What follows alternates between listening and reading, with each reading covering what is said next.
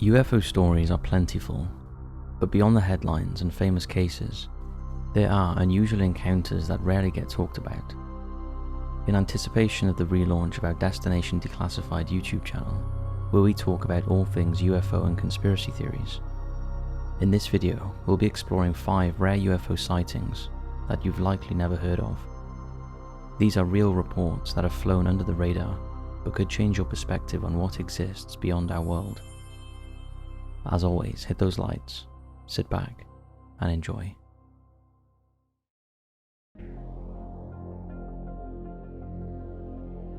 The Finnish Air Force UFO sighting, Pori 7 balloons, 1969.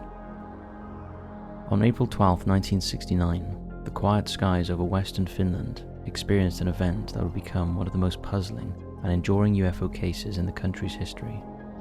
The incident took place near the city of Pori during a routine training exercise at Pori Airport, which was operated by the Finnish Air Force's Satakunta Air Command. The day began like any other for the pilots stationed at the base, most of whom were flying Fugger Magister jets, French-built, twin-seat military aircraft commonly used for training missions at the time. The weather was clear and visibility was good, making it an ideal day for flying, and several Fugger Magisters were airborne. Both pilots and radar operators were engaged in standard drills. However, sometime during the late morning, the ordinary routine was interrupted by an extraordinary sight. A flight controller from the Finnish Defence Forces instructed pilot in training, Tarmo Tokiva, to investigate 7 balloons that were floating at an altitude of approximately 1,500 to 3,000 meters above the airport. Tokiva reported back that the objects appeared to be either ball or disc-shaped, but was unable to determine their distance from him. He noted that the objects accelerated away from him at great speed. Another pilot in training, Juko Koronen, stated that he overheard the radio communications between the flight controller and Tokiva, and he also observed the objects. They appeared to be perfectly spherical, metallic in appearance and reflecting sunlight uniformly. There were 7 of them, evenly spaced and arranged in what seemed to be a deliberate formation. These strange, silent craft glided across the sky. They had no wings, tails, engines, or exhaust, and moved in an eerily synchronized manner, seemingly indifferent to the nearby Finnish Air Force jets.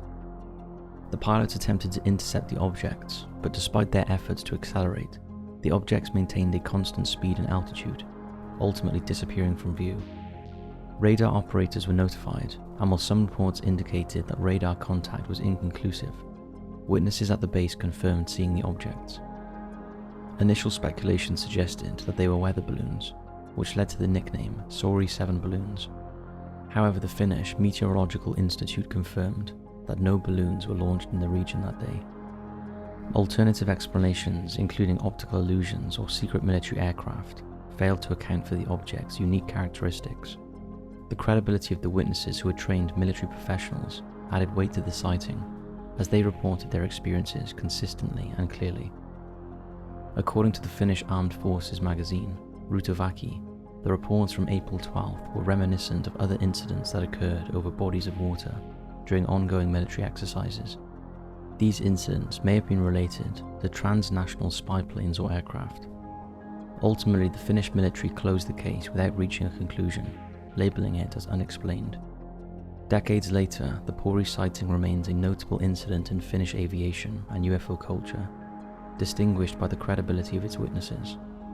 Whether the objects were experimental craft, a rare phenomenon, or something else entirely remains uncertain, but they left a legacy of questions without answers.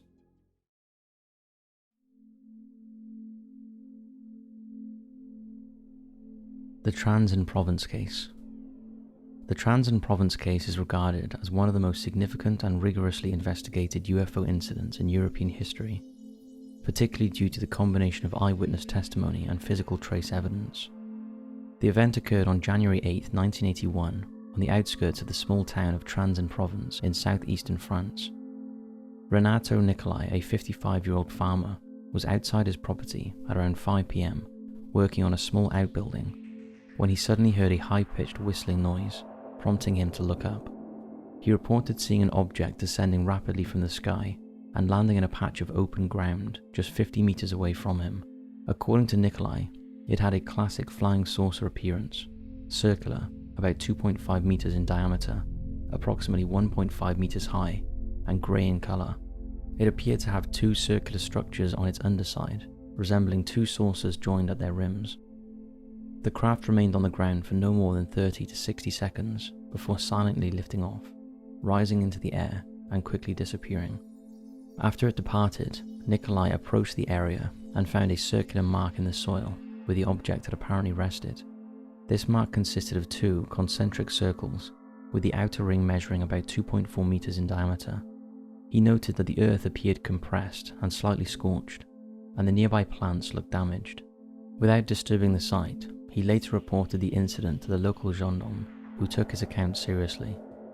Within days, the French police forwarded the information to GPAN, the official UFO investigation branch of France's National Space Agency. GPAN conducted a thorough scientific investigation, taking soil and vegetation samples for analysis by various labs, including the National Institute of Agronomic Research and the National Center for Scientific Research. The results revealed intriguing anomalies. The soil showed signs of mechanical pressure and potential heating to a significant degree, while the plants at the site displayed changes at the cellular level, such as disrupted chloroplasts and altered growth enzymes, suggesting exposure to electromagnetic energy or radiation. These findings could not easily be explained by known natural causes. Importantly, there was no evidence that Nikolai had fabricated the event. He was considered a reliable and unremarkable witness, with no known motive for deception. His accounts were consistent, and he described the experience with apparent sincerity. GPAN's official report concluded that something real had landed at the site and caused physical effects on both the soil and plant life. However, they did not speculate on the nature or origin of the object. The case is still classified as unidentified, and is notable for being one of the few where a government space agency conducted a thorough scientific investigation and published the results. Physical evidence aligned with a clear eyewitness account makes this one significant among UFO researchers.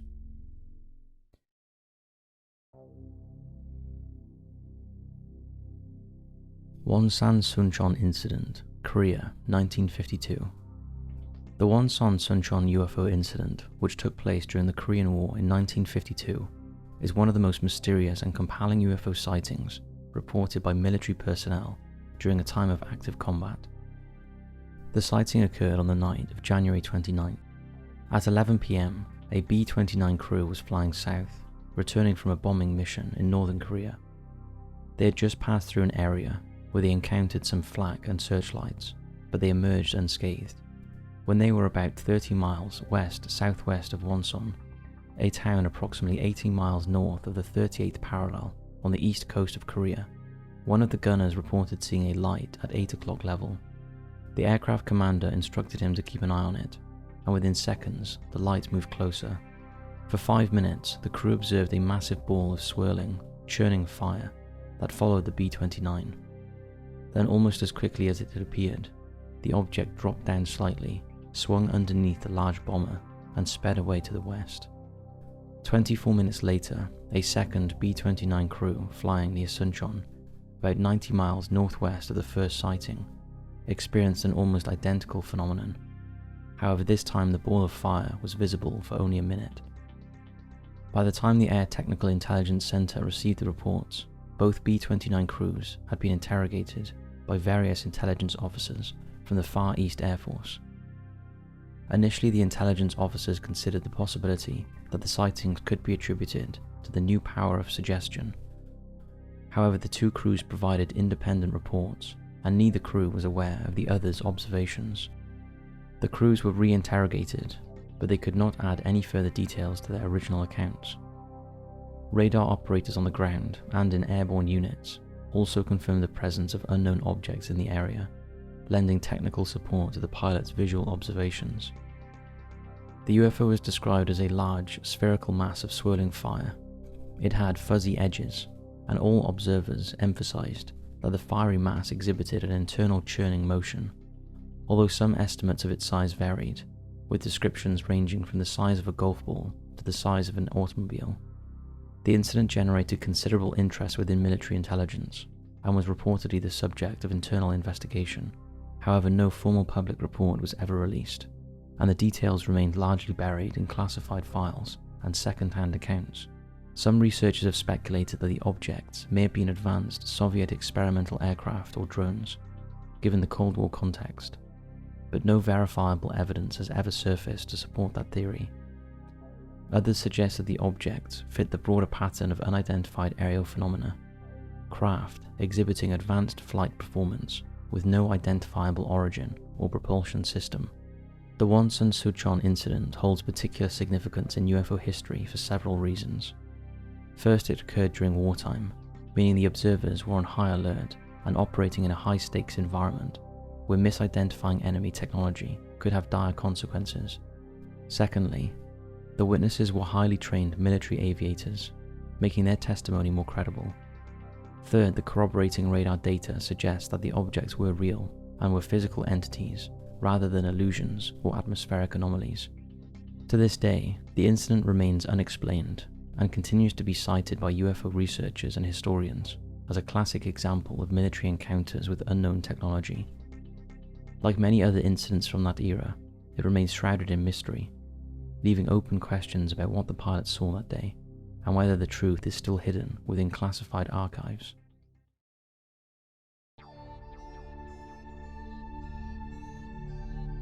The Maury Island Incident. The Maury Island Incident is one of the earliest and most mysterious episodes in American UFO history, predating even the famous Roswell incident by a few weeks. It all began on June 21, 1947, near Maury Island in Puget Sound in Washington state. Harold A. Dahl was working as the captain of a harbor patrol boat who reported that he was on duty in the Sound with his teenage son, 2 other crew members and a dog, when he observed a formation of 6 flying objects in the sky above them. He described the objects as donut-shaped, metallic and silent. One of the crafts appeared to be in trouble, wobbling or jerking in a strange way before it began to emit a shower of metallic debris, white, lightweight material that looked like newspaper, followed by heavier, darker chunks. According to Dahl, the falling debris hit the water around them and rained down on their boat. Some of it struck and killed their dog. His son was injured by flying fragments, and Dahl claimed he took photographs of the objects, later collecting some of the debris from the shore and the deck of his boat. He brought this account to his supervisor, Fred Chrisman, who was known for his interest in the paranormal and unusual phenomena. Chrisman claimed he investigated the location and recovered samples of the debris himself. He also said he saw one of the objects in flight. The story eventually reached Raymond Palmer, the editor of Amazing Stories magazine, who had already established contact with pilot Kenneth Arnold, the man whose sighting of 9 crescent-shaped UFOs near Mount Rainier just 3 days later would help kick off the modern UFO era. Palmer encouraged Arnold to look into the Maury Island case, and Arnold agreed, intrigued by his potential connection to his own experience. Before Arnold could arrive, however, another strange and now legendary event occurred. Dahl claimed that shortly after his report, he was approached by a stranger dressed entirely in black. The man invited him to breakfast at a local restaurant, and during the meeting, the man reportedly gave Dahl a detailed account of what he had seen the previous day, despite the fact that Dahl had not made all the details public. The stranger warned him not to talk about the incident and suggested that bad things might happen if he did so. The experience left Dahl shaken. This encounter would later be considered one of the first documented appearances of what would become known as the Men in Black, mysterious figures who show up after UFO sightings, seemingly to intimidate or silence witnesses. We've talked about them many times on this channel before. Now, when Kenneth Arnold arrived in Tacoma to investigate, he met with Dahl and Chrisman, who showed him the debris and relayed their account. Arnold, feeling out of his depth, contacted the Army Air Force and 2 intelligence officers, Lieutenant Frank Brown and Captain William Davidson, who were dispatched to Tacoma to retrieve the evidence and assess the case. After conducting interviews and collecting materials said to be fragments from the flying object, Brown and Davidson boarded a B-25 bomber and headed back to California. Tragically, the plane crashed near Kelso, Washington, killing both men. The official cause of the crash was engine failure and the crew's inability to jettison a fuel tank. The crash added a new layer of intrigue and darkness to the already mysterious events, Some conspiracy theorists speculated that the crash was no accident, that it was somehow connected to the material they were transporting or part of a broader cover-up. In the wake of the crash and mounting public attention, the FBI decided to get involved. The government ultimately dismissed the Maury incident as a fabrication, concluding that Dal and Chrisman had concocted the tale as a hoax. Dal later reportedly admitted to the hoax, though some researchers argue that this confession may have been made under duress or in an effort to put the matter to rest. There were inconsistencies in his redaction, and both Dal and Chrisman would later distance themselves from the entire affair, declining to talk further. Though the incident was officially declared a hoax, the details remain puzzling. Dal's original report came before the term flying saucer had entered the popular lexicon. The death of 2 military officers during the investigation and the involvement of early UFO figures like Arnold and Palmer give the case an unusual gravity, and the eerie visit from the Men in Black, whether real or imagined, created new characters in UFO folklore, the mysterious figures who watch from the shadows and suppress the truth. Today, the Maury Island incident remains a controversial and often debated case. Some regard it as a bizarre but explainable episode, inflated by overactive imaginations. Others see it as the moment the modern UFO era truly began, not in Roswell or even Mount Rainier, but in the grey waters off a quiet Washington island, where something strange may have happened, and someone may have tried to keep it hidden. What do you make of this one?